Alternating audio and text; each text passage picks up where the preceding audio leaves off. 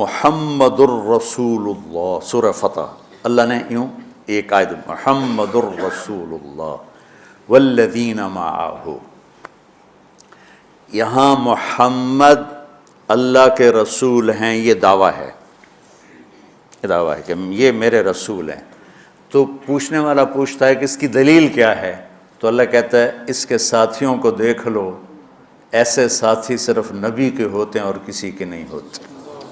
والذین معہ،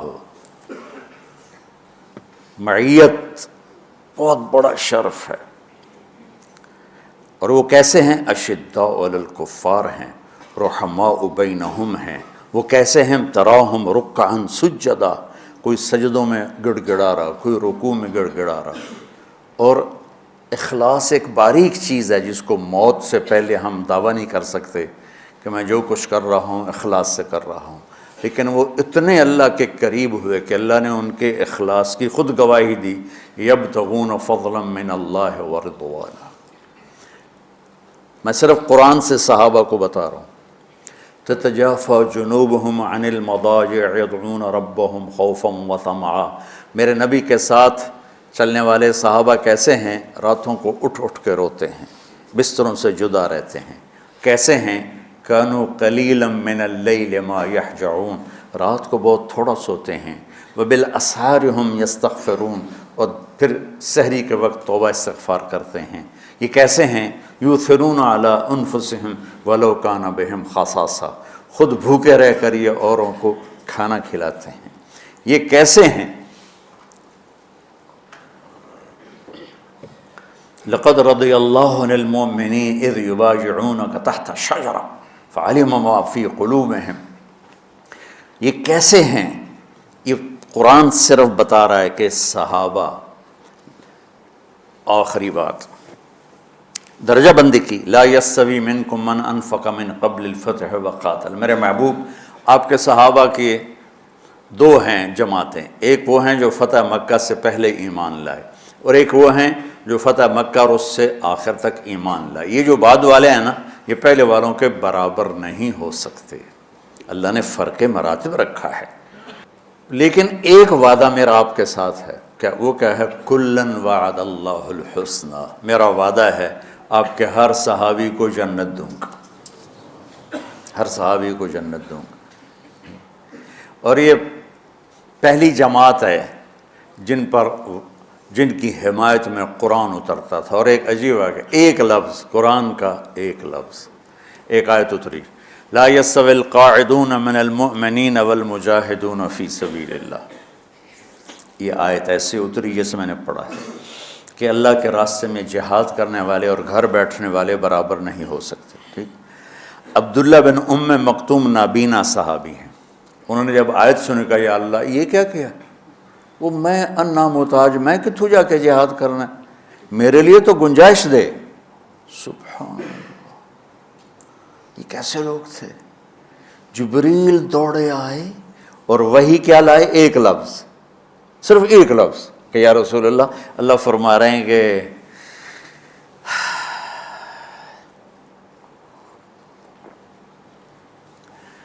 کیا ہے؟ عبس وتولی اذ جاءہ الاعمی، کا میرے بندے کی فریاد میرے پاس پہنچ چکی ہے، لہٰذا اب اس آیت کو یوں پڑھا جائے، لا یستوی القاعدون من المؤمنین غیر اولی الضرر والمجاہدون فی سبیل اللہ، کہ جو معذور ہیں ان کے علاوہ جو صحت مند ٹھیک ٹھاک ہیں وہ اور جو میرے راہ میں ہیں برابر نہیں ہو سکتے۔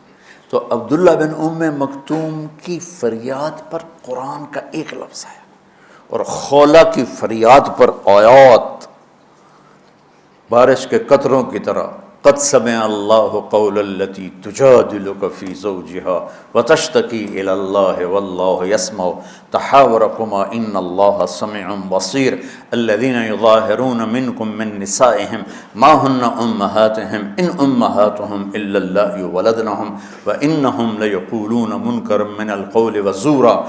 یہ پھر آگے بھی چلتی ہیں۔ ایک دیہاتی عورت کی فریاد نے عرش ہلا دیا اور قرآن اترا۔